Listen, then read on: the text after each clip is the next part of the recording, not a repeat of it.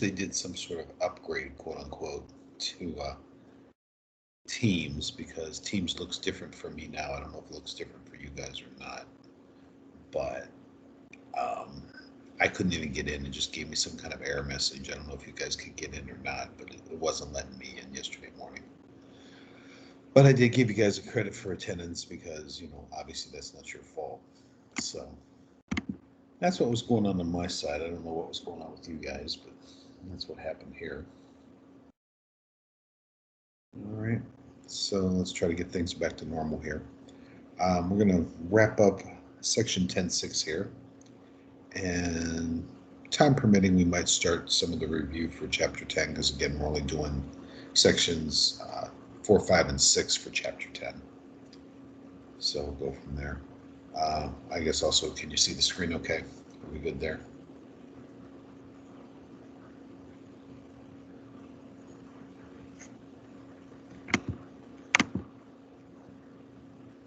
You couldn't get it either? Okay.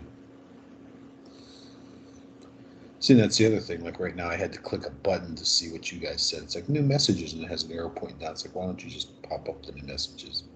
So I don't know. They've done some weirdness, but anyway, let's try to make the best of it. All right, so we're pretty far along with this. Let's go ahead and check out the last few, and like I said, maybe do some review today. We'll see how it goes. Okay, so all this stuff over here we've taken care of. So it's good. So it looks like we left off here. Okay, so again, the idea of this little circle, this little open circle thing, is this is another way of suggesting that we're doing a composite function. I don't particularly care for this way because the other way of writing it at least gives you some idea of what we're doing. Okay, so let's go ahead and write it the other way. So the other way to write this is,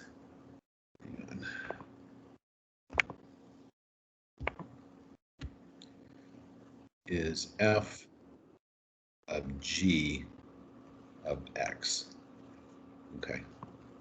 So the reason I think this is a little more helpful is this way, when we have f of x, that means we're plugging in a number for x. So when you say f of g of x, what that means is we're plugging in an entire function for x. And I think we actually did this one last time, 28 here.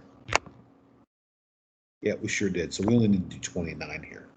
All right, so 29 is actually going to be g of f of x.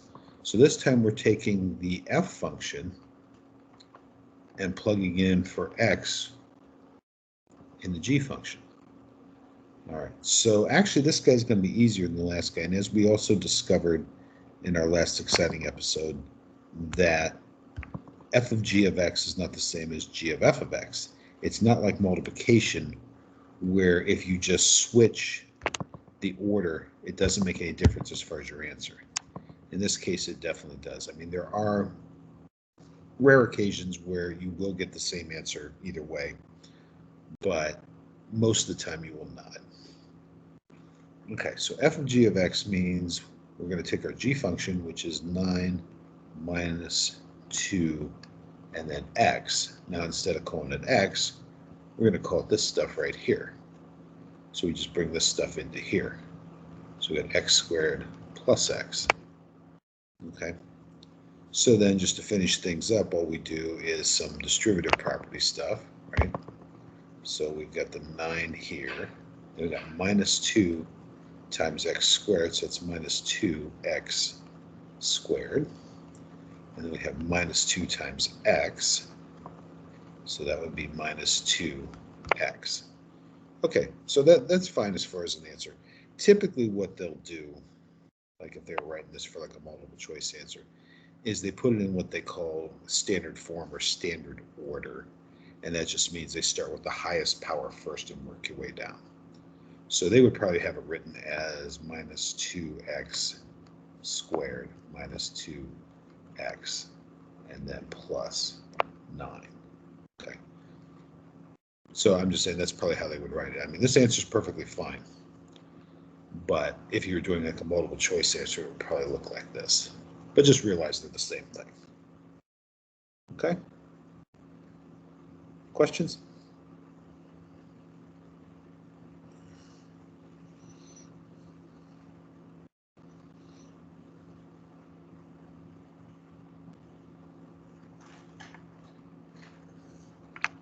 All right, so it says new messages. Hold on, let me get there. All right, so you're good, Chloe. Okay, so let's go ahead and check out a few more. So we have Bob's Surf Shop in beautiful Tampa Bay, Florida. And this says we have a $50 instant rebate and a 10% discount. Nice. All right, so they're running a summer sale on surfboards. I do not own a surfboard, but I think it'd be fun to have one. I don't know where I'd put it. I would have no room for it, but okay. And it says Caden is interested in a surfboard that normally costs $400. Okay. The store is offering a $50 instant rebate as well as a 10% discount. It says, in which order should these special offers be applied to the cost of the surfboard in order to benefit Caden, excuse me. Okay, so what this is saying, are we better off taking the $50 off and then the 10% discount? Or are we better off taking the 10% discount and then taking the $50 off? So let's try it both ways and see how it works. Okay? So first one, we'll say, okay, we've got our surfboard regularly priced at $400. And then we go ahead and take the $50 off. So that drops our price to $350. That's a South Park reference, by the way, if you happen to watch that kind of crazy stuff. Okay, and then a 10% discount. So think about this. If you save 10%, 10% as a decimal is 0.1, okay? That's how much you save. If you're saving 10%, how much do we still pay? What percentage do we still pay? The mistake most people make here is they will multiply the 350 times 0.1, okay? That's telling you how much money he's going to save. It's not telling you how much money he's going to pay. So again, like I said, this is, I call this the Macy's problem because that's where my wife usually shops and gets all these discounts and stuff. Still seems awfully expensive, just saying. So if you save 10%, how much money are we paying? What do you think?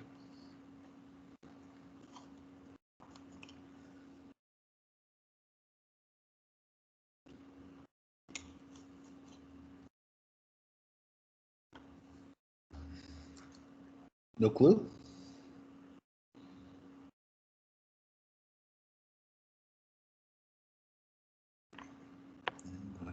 New messages thing again. What a pain. Well, $340 would just be $10 off.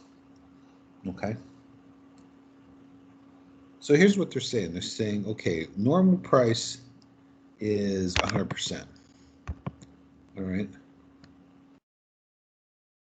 But we're going to save 10%. So there's 10% we don't have to pay for. Okay. So 100% minus 10% is what? Or for that matter, 100 minus 10 is what?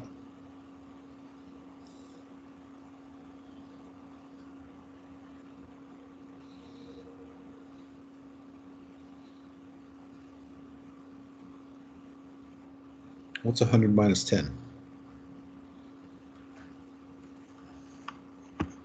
These message things drive me nuts. I have to click on it every time. Yeah, 90.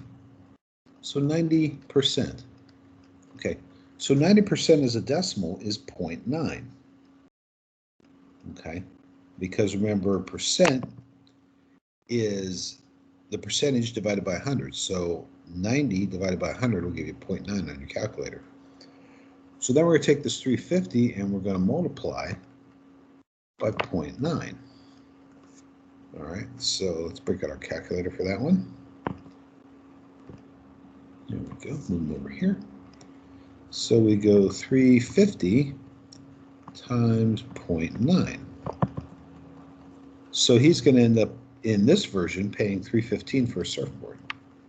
Okay, save him $85, not so bad, right? All right, well, let's try the other way. So let's apply the discount first and then take the rebate. Let's see how that works. So there's the one version. Now let's try the other version.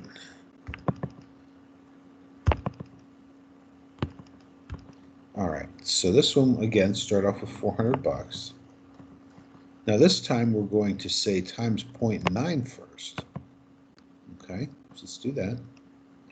So again, calculator, clear it out. We go 400 times 0.9. So this is how much he still pays. So 360. Okay, and now let's go ahead and apply the $50 discount. So we'll subtract $50 off of here. So this way, it's going to be $310. So it makes a difference which way they apply the discounts. So if we do the 10% first and then the $50 rebate, we save an extra $5. Okay. So it means we can stop at the drive-thru and grab a burger on the way home. Nice. Okay, any questions?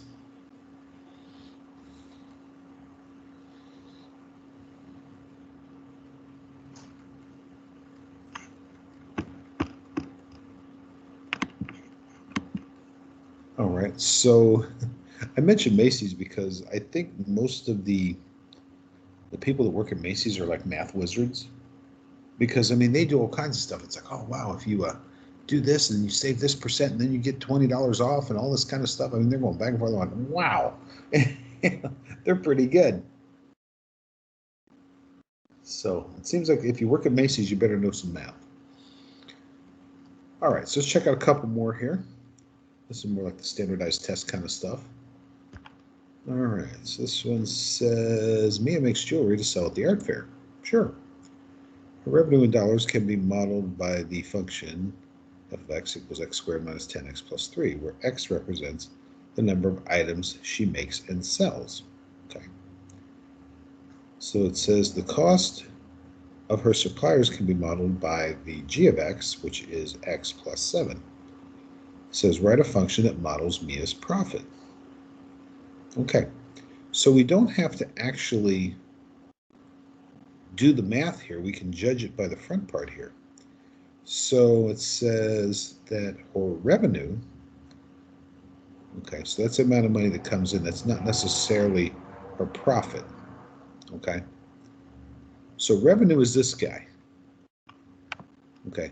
So if she sells, 10 items, she's going to plug in x equals 10, get a number, and she's like, okay, that's the amount of money I brought in, okay?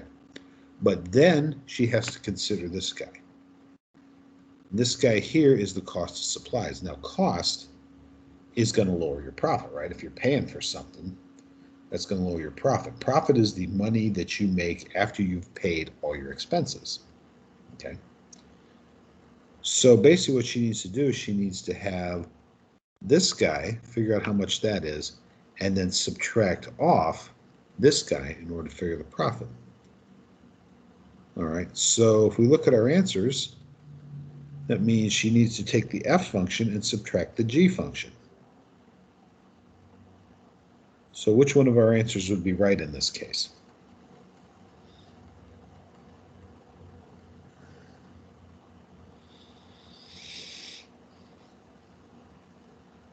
What do you think? She needs to take the f function and subtract off the g function.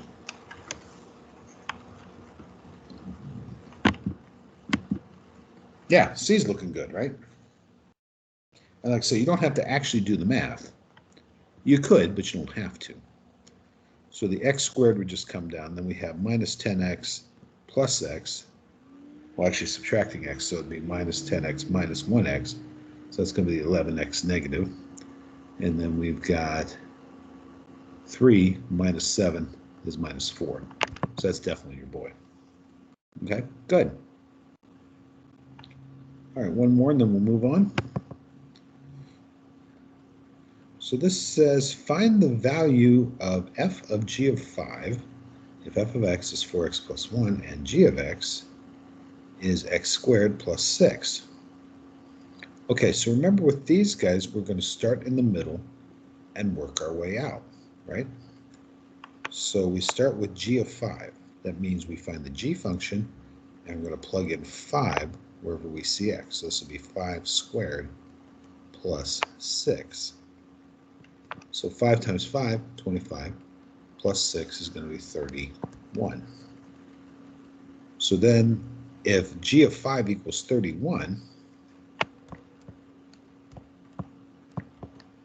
then when we plug it back in up here, we're going to have f and plug in 31. So that's going to be a pretty good size number, right? So let's go ahead and do that. So we're going to have 4, and instead of calling it x, we're going to call it 31, and then plus 1. All right, so we'll go ahead and multiply these guys together, right? So we'll do that.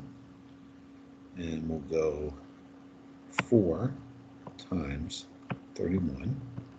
That's 124, and then don't forget to add the 1. So 125. So they're in the C today. When in doubt, see it out. Okay. All right. So the common error you would make here is you'd multiply these two guys together, get 124, and say, oh, goody, that's 124. But don't forget to add the extra 1 on there. So that's why you get the 125. Is what 9? Oh, over here? No, this is a G. This is supposed to be this, if that's what you're talking about.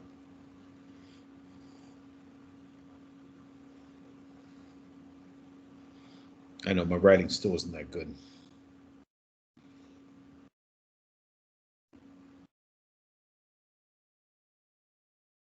My hand's been swelled up for most of the week. It's starting to feel a lot better, but my writing is still a little bit off. Okay? So we good?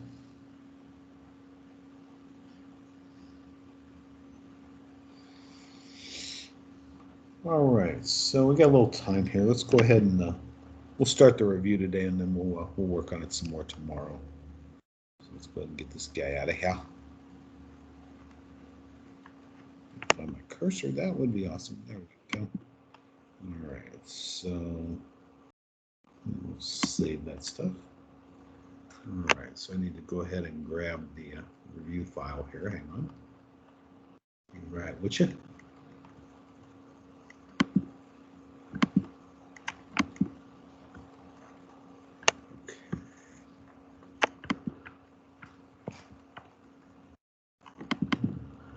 So the review for chapter 10, working with functions. There we go. Okay. Like I say, we'll knock out a few of these today and hopefully wrap it up next time. And then we'll start the next chapter next week. Cool. All right, so let's see what we got here. All right, so this says sketch the graph of the absolute value of x minus 3. So what is the shape of an absolute value function? Looks like a letter of the alphabet. So what kind of shape does absolute value have?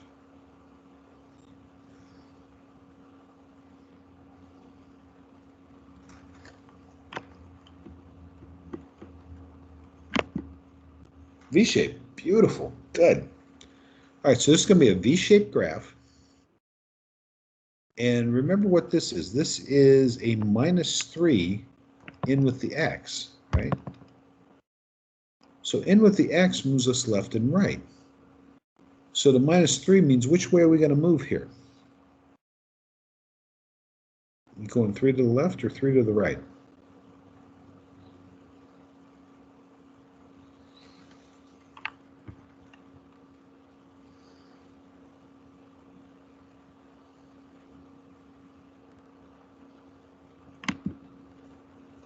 Yeah, that's what we initially think. But remember, when it's in with the x, like inside the absolute value, it does the opposite of what we would expect. So that's a little tricky. That's why we wanted to go over that part. So it actually moves us 3 to the right. And here's why. Because if I plug in 3 here for x, I have 3 minus 3 equals 0. And the absolute value of 0 is also 0, right? So that means when x equals 3, y equals 0. So we're right there. And then we get that V shape going on. So it's going to be like this. So it actually moved us 3 to the right. So then this guy is going to be 3 to the right. Does the opposite of what we expect. Okay? So that's why I wanted to go over that, because we have to keep that in mind. All right, how about the next guy here? So what is the shape of an x squared graph? Also a letter of the alphabet.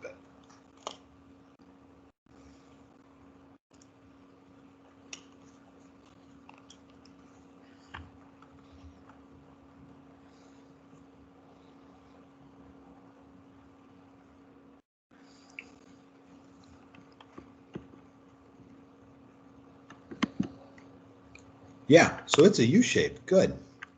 Now this time the number is not in with the x. In with the x would look like this. It'd be like x plus 5 squared, but we don't have that here. This is just a number tacked on at the end. So how does this move our graph?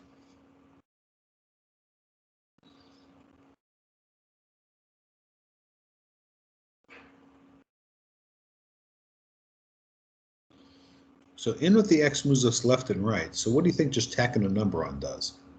How's that going to move us?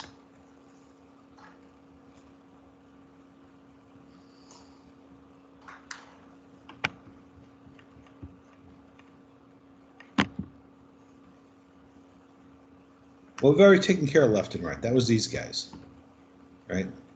So left and right, it has to be in with the x value here. This is just a number tacked on. So how do you think that moves us?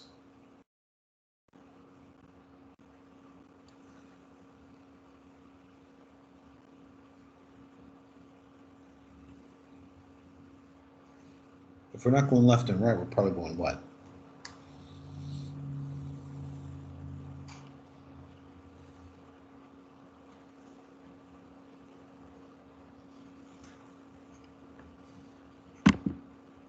Yeah.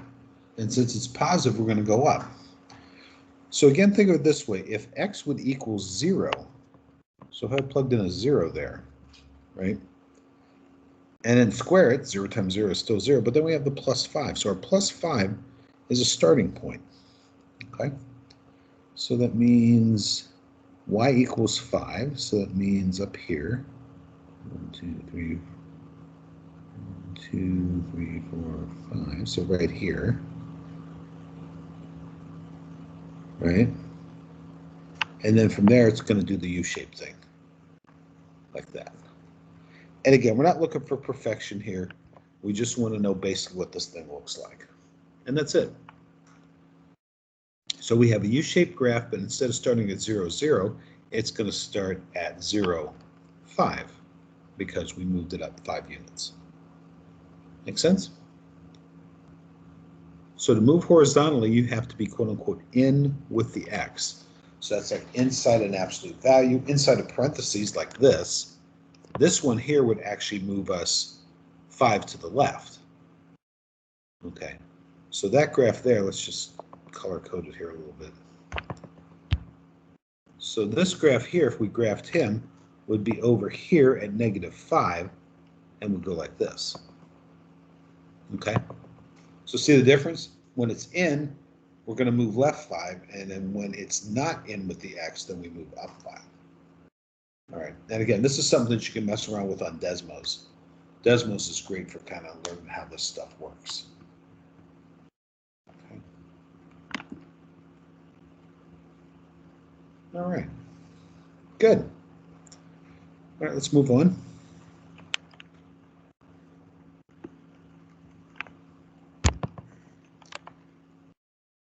So it says the graph shown is a translation of the function f of x equals x squared. It says write the function of the new graph. Okay, so this is a lot like what we were just talking about, right? So our regular graph would be starting here. So x squared would be like right here. And it would bottom out at 0, 0, right? So what's the x value for this guy? What's the x value for him?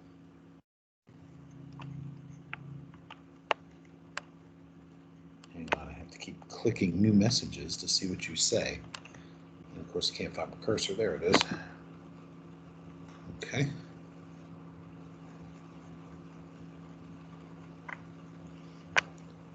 So where does this one bottom out for x? Yeah, at 5, right? So that means we moved right 5, correct? So we're doing the left and right thing. So that means that our function has to be in with the x, right? So it's going to be like this. And then since we moved right 5, it does the opposite of what you think. So it's not going to be plus 5, it's going to be minus 5. And that's our new function. Okay? So since we move right 5, we're going to call it minus 5. And again, the reason that works is if I plug in a 5 right here, 5 minus 5 is 0, and 0 squared is still 0. So when x equals 5, y equals 0, right? So that's why that works. But again, this is a good one to tinker with Desmos and see how this stuff works when you change the numbers around a little bit. Okay, good. Next up.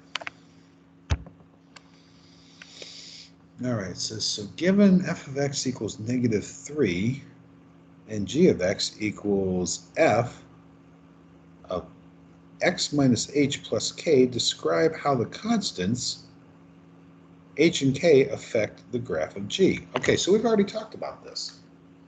It doesn't really matter what f of x equals, okay? If I tack a number on, how does that move us? Is that up or down, or is that left and right?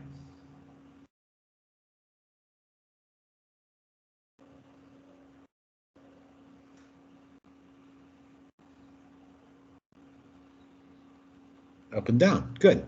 So what we can say is for k, if k is positive, we're going to go up, right? And if k is negative, we're going to go down, right? Okay. So let's talk about h now. So h does the opposite of what we expect, right? So for h, and it's going to be left and right. So a positive h goes to the left, and a negative h goes to the right. Okay, so that's pretty much what they're looking for there. And that pretty much sums up what we're looking for when we're talking about up, down, left, right. So again, this number is what I call in with the x. It's in a parenthesis. It can be underneath the square root. It can be inside absolute value signs, but it has to be sort of grouped in with the x in some way. Okay, and then the other number is just tacked on the end. If you tack a number on the end, that's moving you up and down all the time. Okay, good. All right, let's check out a couple more and we'll call it for today. All right. So it says write a function with a graph that is a reflection of the graph of f across the x-axis. Let's try that again. Okay. So when we do a reflection, that's when we flip the graph over. What do we have to do to flip a graph over? What's the standard move for that one?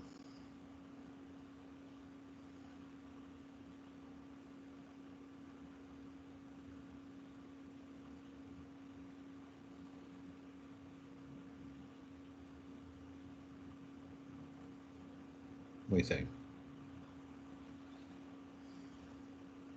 What do we multiply by? You're right. We multiply by one specific number.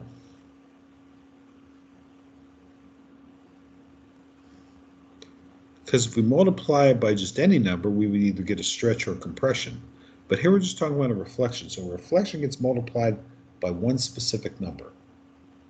What do you think it is?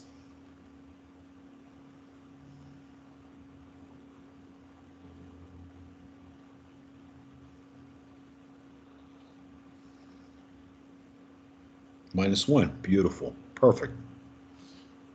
So if we multiply this guy by -1, then we have to multiply these guys by -1. So that means both of them have to get multiplied by that. So this would be -x squared and -5. Okay? Because if you forget to multiply the 5 by -1, then you're not going to quite get what you need. And actually, this might be a good example for our good buddy Desmos. Let's break out the Des.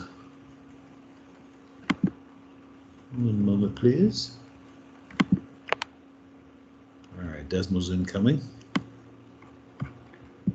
All right, there's our guy. Let's get it squared away here a little bit. There, that's better. Okay, so our original function was x squared and then +5. Right? All right, so let's drop that down a little bit so we can see. All right. So then our new guy, as I mentioned before, if we just did -x squared, and then we forgot to do the other one and we said +5,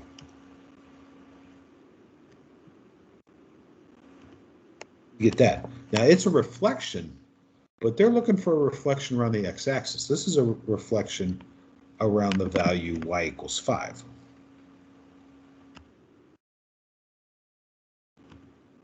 There. So it reflects around that green line. So if they're looking for a reflection around y equals 5, mission accomplished. But that's not what we're looking for. We're looking for a reflection around y equals 0, which of course is the x-axis. Okay, so that means we do have to switch the sign on this guy. Let's go ahead and switch the sign on him. So we'll go -5. And of course we can't see our graph because we have to make this a little bit smaller. So let's go ahead and do that. So let's zoom out here a little bit. There we go. So now we have a reflection around the green line here. Okay. So basically think of like the green line is a mirror, right? So if this graph up here is 5 above the x-axis, then our graph in blue has to be 5 below the x-axis, because as you know, as you walk closer towards a mirror, your reflection in the mirror walks closer to the mirror as well. So the closer you are to the mirror, the closer it looks like you're at the mirror on the other side. So this guy here would be like if you're standing at the mirror and you're 5 feet away. In the mirror, it would also look like you're 5 feet away on the other side of the mirror. That's a reflection, right? Okay. Cool. All right, so then the second guy, let's pop Desmos out here for a sec. All we have to do here again is if we're multiplying by -1, we can multiply here by -1. And this one we can just leave it on the outside because this will work just fine. So let's take a quick look at that on Des and then we'll call it a day. All right, so where's our Desmos? There he is. All right, so we'll get rid of these guys. All right, so this time we got absolute value. What was that, 2x plus? Is that it? I forget. That's right. 2x minus 1. Okay, so let's fix that. So this will be -1. Okay. So then to flip this guy over, we're just going to do the same thing with a negative sign out front. Whoops. What in the world happened there? That was some kooky talk. So we do a minus out front. Then we do our absolute value, and then everything else looks the same. 2x minus 1, absolute value sign. So there you can see that since this guy touched on the x-axis, we want to do a reflection around the x-axis. So like if you're touching the mirror with your finger on one side, it looks like you're touching your finger on the reflection as well, right? So there's your guys. Okay. So here's our original guy in purple, and here's our new guy in black. Okay, so for that one, all we had to do is put a minus sign in front of the absolute value, and you're good to go. Cool? All right, so that's probably a good stopping point for today. We'll probably wrap this up next time, and then, hey, weekend for you guys, right? It's going to be Thursday already. All right, so I want to thank you guys for stopping by, and we'll see you next time.